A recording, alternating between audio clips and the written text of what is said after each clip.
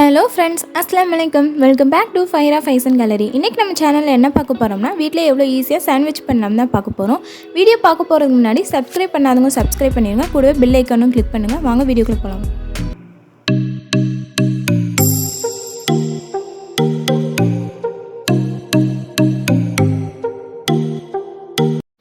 எல்லாருக்கும் ரொம்ப பிடிச்ச விருப்பமான சாண்ட்விச் எப்படி செய்யலான்னு பார்க்கலாம். அதுக்கு ஒரு பவுலில் மீடியம் சைஸ் கேரட்டை நல்லா துருவி எடுத்துக்கிறேன். அதுக்கடுத்து 1 மீடியம் சைஸ் ஆனியனை நல்லா ஸ்லைஸாக கட் பண்ணி ஆட் பண்ணிக்கிறேன். அப்புறம் சின்ன தக்காளி நல்லா பழுத்ததாக இருக்கணும், அதை நல்லா ஃபைனாக சாப் பண்ணி ஆட் பண்ணிக்கிறேன். இதில் உங்களுக்கு தேவையான கேபேஜ், கேப்சிகன் இதெல்லாம் ஆட் பண்ணி நீங்கள் மிக்ஸ் பண்ணிக்கலாம். நான் இந்த 3 மட்டும் ஆட் பண்ணி நல்லா மிக்ஸ் பண்ணி எடுத்துக்கிறேன். அதுக்கப்புறம் இதில் தேவையான அளவு உப்பு ஆட் பண்ணிக்கோங்க.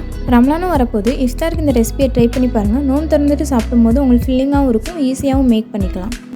அதுக்கப்புறம் இதில் 1/2 டீஸ்பூன் பெப்பர் பவுடர் ஆட் பண்ணிக்கோங்க. அதுக்கப்புறம் 1/2 டீஸ்பூன் சில்லி ஃப்ளேக்ஸ் ஆட் பண்ணிக்கோங்க.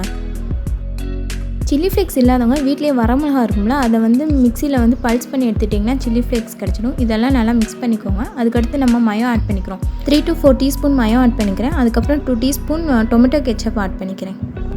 இதெல்லாம் நல்லா மிக்ஸ் பண்ணிக்கோங்க. இந்த ஸ்டஃபிங் ட்ரையாக தெரிஞ்சிச்சுன்னா நீங்கள் எக்ஸ்ட்ராவே மயோ ஆட் பண்ணி நல்லா மிக்ஸ் பண்ணி வச்சுக்கோங்க. இது மாதிரி அதுக்கப்புறம் ஒரு ப்ரெட் ஸ்லைஸ் எடுத்துகிட்டு அதில் 1 டீஸ்பூன் அந்த ஸ்டஃபிங்கை ஸ்ப்ரெட் பண்ணிக்கோங்க.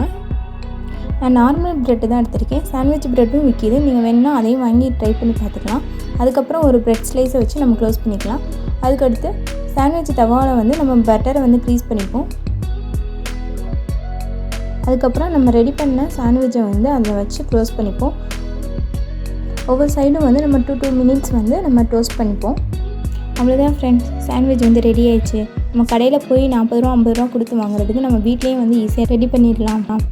உங்களுக்கு இந்த வீடியோ பிடிச்சிருந்துச்சுன்னா லைக் பண்ணுங்கள், சப்ஸ்கிரைப் பண்ணுங்கள், கமெண்ட் பண்ணுங்கள்.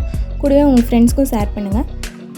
நெக்ஸ்ட்டு ஒரு இன்ட்ரெஸ்டிங்கான வீடியோவில் பார்ப்போம். தேங்க்ஸ் ஃபார் வாட்சிங் திஸ் வீடியோ.